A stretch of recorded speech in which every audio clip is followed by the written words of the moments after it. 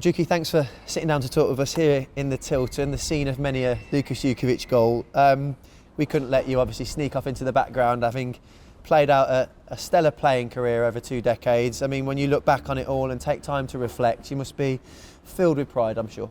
Absolutely. I think sometimes it takes you stopping to have the opportunity to reflect, look back on the things that I've achieved throughout my career. I think whilst you're stuck in playing it, it's very difficult to look at the whole process. So yeah, it's been a really nice period for me and my family to just take stock of the things that I've learned and how I can take that forward. Of course, you had a fantastic time before joining Birmingham City, but I want to start with August 2016. What do you remember about Blues' interest in that period of your career? Yeah, I remember a significant interest from Gary Rowett, and at the time I'd just recovered from a serious knee injury. I'd missed near enough a full season of football, so I think it was imperative that I went somewhere that valued me and wanted me to play regular football. Burnley, having just got promoted to the Premier League, I felt that wasn't going to be the case there, and Gary was really forthcoming in his approach, and I felt like it was going to be a really good match for me. So initially came on loan with a view to a permanent, almost to try before you buy thing. I think they wanted to check that my knee was still solid and it wasn't going to fall off. So it felt like a good match from the start. When you look back over sort of 9 years at the same football club, 358 appearances, so many iconic goals you can point to as well. Are there any standout moments for you? Is there anything that you can point to and say that was the most enjoyable time, game, goal, whatever it might be?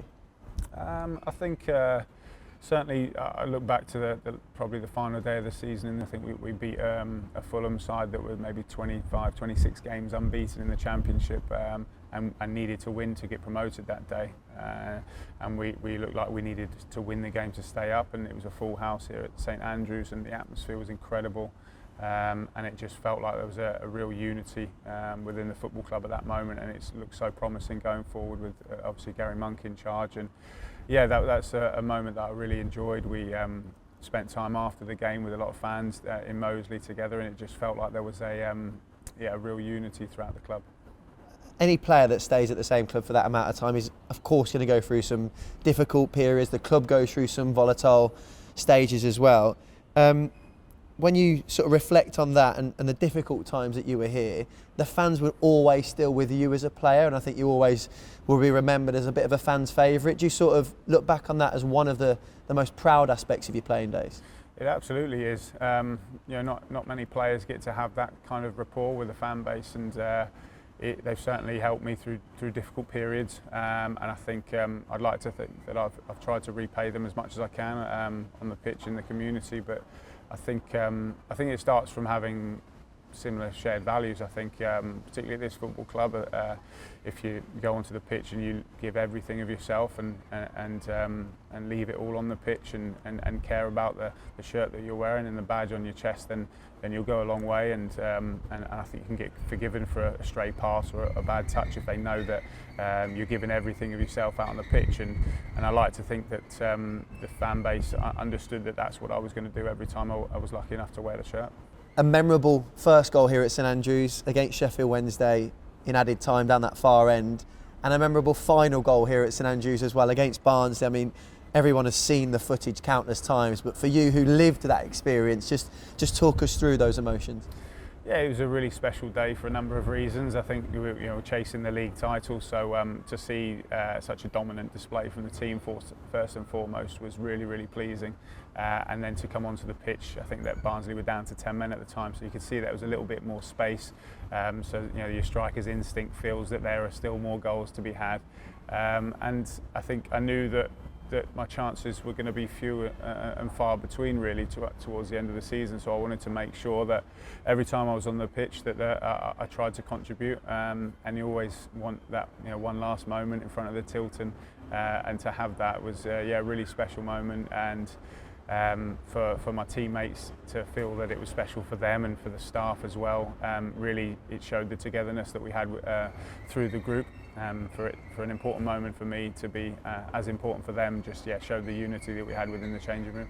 I think everyone who were here for the Mansfield game remember that afternoon for a long time. But for you personally, to address the 28,000 supporters here afterwards, to have your family come down onto the pitch and share that moment with you, could you have dreamt of a better way to sort of bow out here at St Andrews? Yeah, it was the perfect day really. Again, another solid team performance, really dominant, and it was a day that the club has deserved for a long period. Particularly the fans, you know, they've been through more than most. I think I said it on the pitch that they deserve days like this more than any set of fans I can think of, because they've been here through the hard times and they've kept showing up and they've kept showing the support. And to be able to address them after the game was really special for me, with my family there, because I think the fans, they've been here through the whole time that I've been here. They understand more than anyone some of the things that we've had to go through, and I think that there was a real genuine understanding there, that everybody deserved that day, and my family as well. They've suffered with me at times when things have been difficult. They've been there to pick me up and to really have that special moment all together and then come onto the pitch. It couldn't have gone any better. There's so much to unpack from your career. We will sit down and do this in depth again, I'm absolutely sure. What will you miss most about playing? I think it's teammates really. I think it's that camaraderie within a changing room. I think it's away trips, it's building those bonds, and there's a real special bond that does get built between players when you've been in the trenches together, when you've been fighting for a shared cause. It does really build long-lasting relationships, and I think not being involved in that day-to-day, laughing and joking in the changing rooms, and then going into battle together. I'm going to miss that for sure. Looking ahead then, the phrase that stuck with me in the last few months of the season, whenever we speak to you about what's happening with your career and had you made a decision, it was about playing until the wheels come off. You were adamant that you still wanted to go and play for as long as you possibly could. So why then is the timing right for you now to move away from playing? Yeah, I think it would have been possible for me to go and play for maybe a year and maybe another couple of years, but I think in all likelihood that would have meant leaving the club that I love, and so being given the opportunity to start the next phase of my career at this football club, with the way that the investment from Knighthead is coming in and the direction that we're travelling in, I really wanted to be a part of that, and I was so excited and honoured to be offered the role that it was an easy decision for me to make in the end, whilst a heavy one always having to stop playing after such a long time. How much had you prepared for life after playing? I think during last season I felt like I didn't really want to admit it, announce it until the very end, just because I felt like I didn't want to take any edge away from any training session or match that I might play in. So I was very focused on making sure that I was part of the team that got the job done before I really gave any serious thought to what I'll be doing afterwards. But in terms of outside of training every day and things like that, over the last few years I've put things in place for the next phase of my career. I've done some badges for my coaching, which I really enjoyed. I really respect that aspect of the game and love being on the grass. And did my Masters in Sports Directorship at university. So these things are, I think, as a player gets towards the end of their career, that it's sensible to have half an eye on what you might be doing afterwards, and try to put those things in place to make sure that you're educating yourself. And as you sit here now, you're our first team positional lead scout. Tell us a little bit about it and what you're expecting to do on a daily basis.